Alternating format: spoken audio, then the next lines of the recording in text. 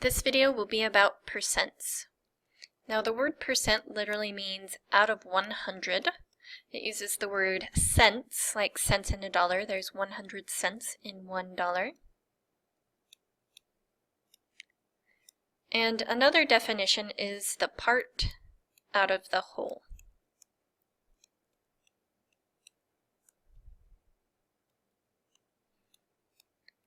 We can actually solve a percent in a very similar fashion to how we solved our similarity problems. We can set up a proportion for any percent. There's a couple of ways to solve percents, but this will work in any situation, so it's usually the way I show. So to set up your proportion, you'd have your part out of your whole amount equals the percent. Sometimes that's what you want to find, sometimes it's what's given, out of 100. Again, since it means out of 100, we always use 100 here. So for example, what percent of 80 is 20?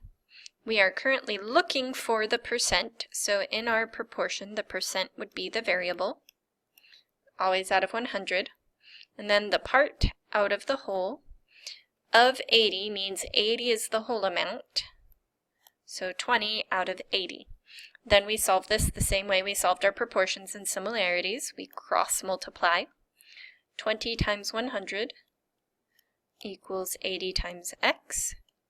20 times 100 is 2,000. And then to get x alone, we divide. So 25 is equal to x. So that means 20 is 25% of 80. So let's practice another one. What is 15% of 90?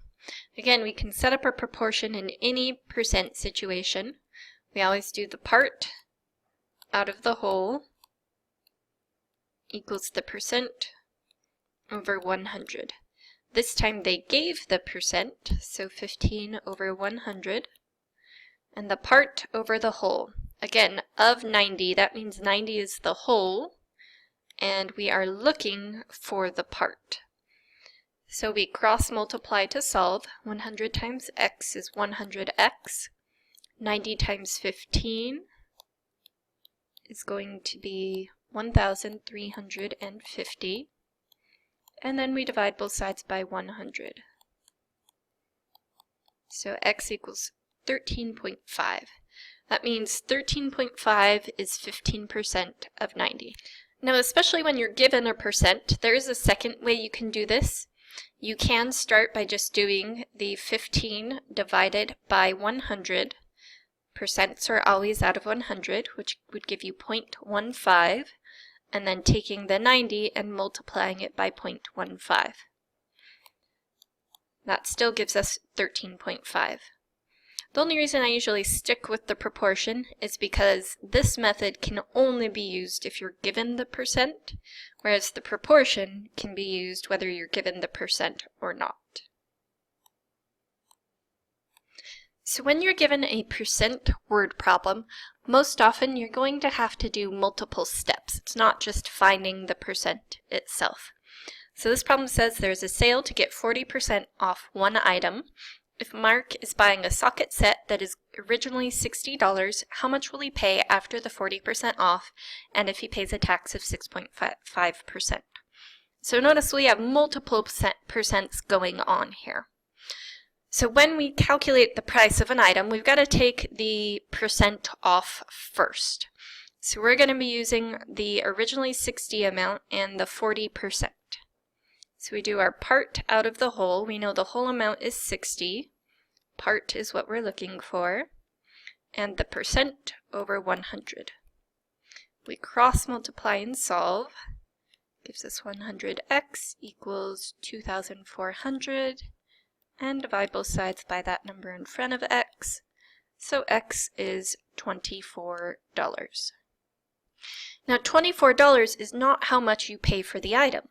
24 is the 40% off. We used that 40% off amount. So off would mean subtraction. We're going to take the original 60 and minus $24. and that means the cost of the item after its discount is $36.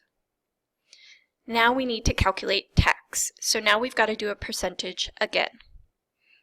We know the percent is the 6.5, always out of 100.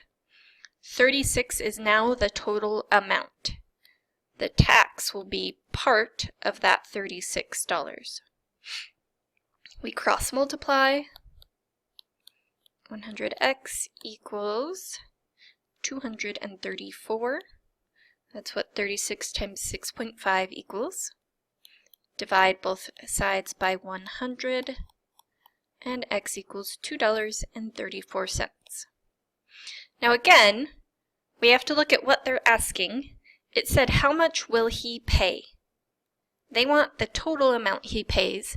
If it had said, how much tax will he pay, $2.34 would be the answer. But how much will he pay will be the 36 plus now the tax. When you have tax, it adds on to the price. So that would be $38.34. That's how much he will pay for the item. So any of these word problems, again, may have multiple steps. They could have had 2% off, and then you'd be minusing both times. You've got to look and see, well, I'm going to add, am I going to subtract with the keywords in the word problem itself. So the last thing they might do is they can give you a table full of information, and we can make something called a pie chart. Karen conducted a survey asking her coworkers how long their commute to work was. The results are shown below.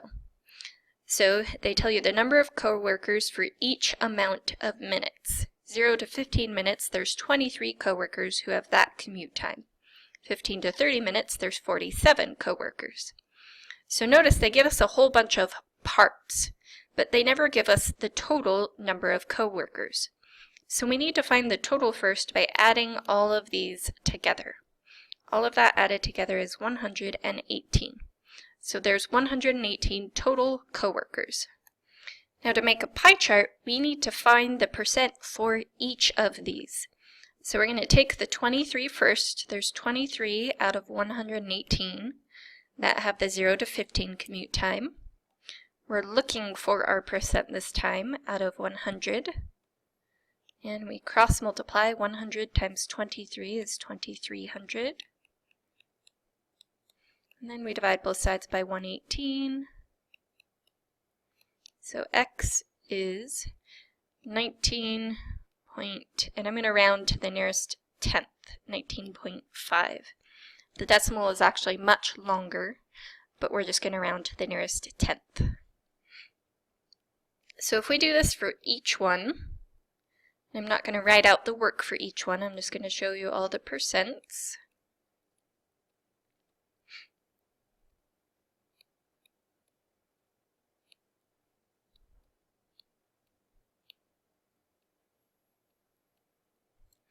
Then we can make our pie chart. So a pie chart is made out of a circle. Now, on a word problem in the actual test, they'd probably have 4 pie charts for you to pick from, and you'd find all your percents and just match up which ones work. Since we're making our own here, it's good to know that out of the entire circle, a quarter piece would be 25%, and like an entire half, that would be 50%. And then we can estimate, well, how big should each slice be? So like the 27%, I'm going to start with that one because it's closer to the 25. That would be just a tiny bit bigger than a quarter of the circle. That would be our 27.1%. 19.5 is also kind of close to 25. That would be a little bit less than a quarter of the circle.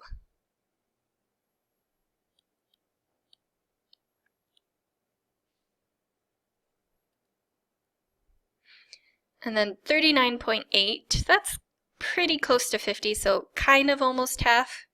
We're going to make it smaller than half, but much bigger than a quarter. And then the 13.6%.